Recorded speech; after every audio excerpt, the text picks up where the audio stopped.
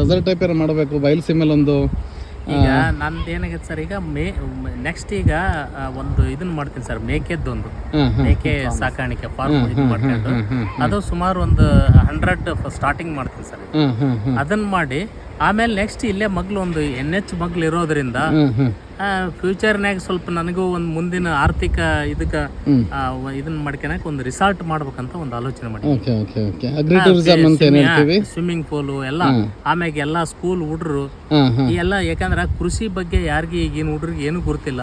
ಈಗ ಇದು ಎಲ್ಲ ನಮ್ಮ ದೇಶ ವಿದೇಶದ ಎಲ್ಲ ಹಣ್ಣಿನ ಗಿಡಗಳನ್ನು ಇಲ್ಲಿ ಪ್ಲಾಂಟೇಶನ್ ಮಾಡಕತ್ತೀನಿ. ಯಾಕಂದ್ರ ಈಗ ಬರ್ತಕ್ಕಂತ ವಿದ್ಯಾರ್ಥಿಗಳು ಇವೆಲ್ಲ ಯಾರೇ ಬರ್ಲಿ ನನ್ನ ತೋಟಕ್ಕೆ ಬಂದವ್ರಿಗೆ ಅವನ್ನೆಲ್ಲ ಪರಿಚಯ ಮಾಡಿಸೋದು. ಪಾಠಶಾಲೆ, ಕೃಷಿ ಪಾಠಶಾಲೆ ಟೈಪ್, ಕನ್ನಡ ಶ್ರೀಗಳ ಕೃಷಿ ಆಶ್ರಮದ ಕಲ್ಪನೆ. ಕೃಷಿ ಆಶ್ರಮದ ಶ್ರೀಗಳದ್ದು ಏನೈತೆ ಅದ ಕಾನ್ಸೆಪ್ಟ್ ಇಟ್ಕೊಂಡ ನಾನೀಗ ಸ್ಕೂಲ್ ತಂದ್ಬಿಡಿದ್ರಲ್ಲಿ ಇದಾವೆ, ಅವನು ತೋರಿಸ್ತೀನಿ. ನಮ್ಮ ತಂದೆ ತಾಯಿ ಪುಣ್ಯ ಮತ್ತು ಅವ್ರು ಮಾಡಿದ ಆಸ್ತಿ ಇದು. NH ಮಗ್ಲ ಬಂದೈತಿ ನಮಗೆ, NH 50 ಮಗ್ಲ ಹತ್ತಿದ್ದ. ನನಗೆ ಅಡ್ರೆಸ್ ಆಕ್ಚುಲಿ ನಾವೇನ್ ಹೇಳ್ಬೇಕು, ಮಹೇಶಪ್ಪ ವಿ ಹಳ್ಳಿ. ಹಳ್ಳಿ ಅಂದ್ರೆ ಅಷ್ಟು ಫೇಮಸ್ ಅದೇನ್ರಿ ನಾನು. ಹೌದ್ರಾ? ಹೌದು ಸರ್, ಹಳ್ಳಿ ಸರ್ನೇಮ್ ಹಳ್ಳಿ. ನಾನು ZP ಮೆಂಬರ್ ಇದ್ದೊತ್ನಾಗ ತುಮಕೂರವ್ರು ಕೆಲವು ಡಿಸ್ಟಿಕ್ ಆಫೀಸರ್ಸ್ಗೆ ನಾನು ಏನಾದ್ರು ಫೋನ್ ಮಾಡಿದಾಗ ಆ ಬೆಳೆ ನಾನು ಹಿಂಗ್ರಿ ಮಹೇಶ್ ಹಳ್ಳಿ ಅಂದ್ಕೊಳ್ಳಿ, ಆಯ್ತ್ರಿ ನಿಮ್ದು ಮಹೇಶ್ ಹಳ್ಳಿ, ನೀವು ನಿಮ್ಮ ಹೆಸರು ಹೇಳ್ರಿ ಅಂತ ಕೇಳ್ತಿದ್ದೆ. ಮಹೇಶ್ ಹಳ್ಳಿ ಅಂದ್ರೆ ಊರಂತ ತಿಳ್ಕೊಂತಿದ್ದೆ. ತುಮಕೂರು ಸೈಡ್ ಎಲ್ಲ ಮಹೇಶ್ ಇಲ್ಲ, ಮಹೇಶ್ ಸರ್ನೇಮ್ ಹಳ್ಳಿ ನಂದು ಅಂತ ಹೇಳ್ತಿದ್ದೀನಿ. ಈಗ ಈ ಊರು ಮಾಟಲ್ ದಿನ್ನಿ, ಯಲಬುರ್ಗಾ ತಾಲೂಕು, ಕೊಪ್ಪಳ ಜಿಲ್ಲೆ. ಈ ಕುಷ್ಟಗಿಗೆ ಎಷ್ಟು ದೂರ ಆಗುತ್ತೆ? 10 ಕಿಲೋಮೀಟರ್. 10 ಕಿಲೋಮೀಟರ್. ಈ ಕಡೆ 50 ಕಿಲೋಮೀಟರ್. 50 ಕಿಲೋಮೀಟರ್. ಕೊಪ್ಪಳ 40. ಕೊಪ್ಪಳ 40. ಗಂಗಾವತಿ ಎಷ್ಟು ಒಂದು 50 ಕಿಲೋಮೀಟರ್.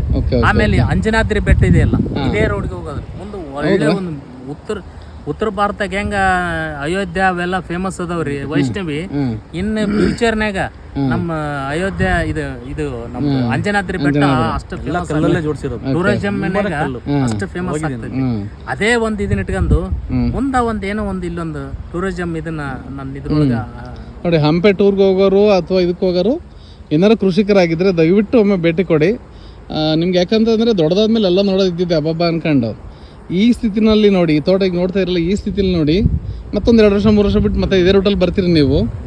ಬಂದಾಗ ನಿಮ್ಗೆ ಅದು ಅನಿಸುತ್ತೆ ಹಬ್ಬ ಹಿಂಗೆ ಆಯ್ತಾ ಅಂತೇಳಿ ಅಂತ. ಅವಾಗ ನೀವು ಬೇಸರ ಪಡ್ಕೊಳಕ್ಕಿಂತ ಈಗ ನೋಡ್ಕೊಂಡೋಗಿ ನಾನ್ಯಾಕೆ ಇದನ್ನು ಕಾಪಿ ಮಾಡಬಾರ್ದು, ನಾನ್ಯಾಕೆ ಇವ್ರನ್ನ ಅನುಸರಿಸಬಾರ್ದು, ಇವ್ರ ಬದುಕಿನ ರೀತಿ ಇರ್ಬೋದು, ಇವ್ರ ಮಾತಿನ ರೀತಿ ಇರ್ಬೋದು, ಅಥವಾ ಇವ್ರ ಮುಂದಿನ ಯೋಜನೆಗಳು ಅವೆಲ್ಲ ರೀತಿಗಳನ್ನ ಯಾಕೆ ನಾವು ಅನುಸರಿಸ್ಬಾರ್ದು ಅಂತ ನಿಮ್ಗೆ ಅನ್ಸೋಕ್ಕೆ ಶುರು ಆಗುತ್ತೆ. ಹಾಗಾಗಿ ಮಹೇಶ್ ಸರ್ ನಾನು ಎಷ್ಟು ಥ್ಯಾಂಕ್ಸ್ ಹೇಳಿದ್ರು ಸಾಲದು ಸರ್. ಮತ್ತೇನಾದರೂ ಕೃಷಿಕರಿಗೆ ನೀವೇನಾದ್ರು ಸಂದೇಶ ಕೊಡೋದಾದ್ರೆ ಹೊಸ ಕೃಷಿಗೆ ಬರೋರಿಗೆ, ಹೊಸದಾಗಿ ಕೃಷಿಗೆ ಬರೋರಿಗೆ ಏನಂದ್ರ, ಈಗ ನಾವೇನು ಒಂದು ಸಣ್ಣದ ನಮ್ಮ ಹಳ್ಳಿ ಭಾಷೆ ಒಳಗೆ ಹೇಳ್ತೀನಿ, ಸಣ್ಣದೊಂದು ಪಾನ್ ಶಾಪ್ ಡಬ್ಬಿ ಇಟ್ಕಂದ್ರ ಅವನು ಬೆಳಗ್ಗೆ 6 ಗಂಟೆಗೆ ಹೋಗಿ ತೆಗಿತಾನ, ಆಮೇಲೆ 8 ಗಂಟೆ 9 ಗಂಟೆಗೆ ಟಿಫನ್ಗೆ ಹೋಗ್ತಾನ, 12 ಗಂಟೆ ಊಟಕ್ಕೆ ಹೋಗ್ತಾನ.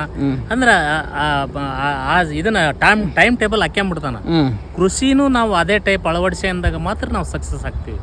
ಆಮೇಲೆ ಯಾವುದೇ ಕಾರಣಕ್ಕೂ ಭಯ ಪಡಬಾರ್ದು, ಹೆದರಬಾರ್ದು. ಆಮೇಲೆ ಅನ್ನೆಸರಿ ಕೃಷಿಗೆ ಜಾಸ್ತಿ ಖರ್ಚು ಮಾಡಬಾರ್ದು. ಆದಷ್ಟು ನಾವು ಜೀರೋ ಮೇಂಟೆನೆನ್ಸ್ನಾಗ ಹೋಗ್ಬೇಕು, ಆಮೇಲೆ ಸಾವಯವಕ್ಕೆ ಹೋಗ್ಬೇಕು. ಅದು ಒಂದು ಫೈನಲ್ ದಾರಿ. ಇಲ್ಲಾಂದ್ರೆ ನಮ್ಮ ಮಣ್ಣು ಉಳ್ಳೆಲ್ಲ, ಮಣ್ಣು ವಿಷ ಆಗ್ಬಿಟ್ಟತೆ.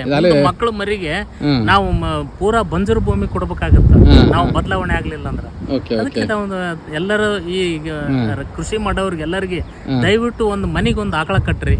ಇಂದ ನಮ್ಮ ಹಿರಿಯರೆಲ್ಲ ನಮ್ಮ ಮನೆಗೆ ಮಗಳು ತಂಗಿಯರನ್ನ ಮದುವೆ ಮಾಡಿ ಕೊಟ್ಟಿಂದ ಅವ್ರಿಗಿಂದ ಒಂದು ಬಳುವಳಿ ಅಂತೇಳಿ ಒಂದು ಆಕಳ ಕೊಟ್ಟು ಕಳಿಸ್ತಿದ್ವಿ ಮನೆಗೆ. ಅಂದ್ರ ನಮ್ಮ ಸಂಪ್ರದಾಯ ನಮ್ಮ ಇದು ಆಗಿದೆ. ಅದಕ್ಕೆ ಪ್ರತಿಯೊಬ್ರು ಮನೆಗೆ ಒಂದು ಆಕಳ ಸಾಕ್ರಿ, ಅದು ನಮ್ಮ ಜವಾರಿ ಇದನ್ನ ಸಾಕ್ರಿ. ಒಂದು ಒಳ್ಳೆ ಒಂದು ಇದು ಸಿಗ್ತೈತಿ ನಿಮ್ಗ.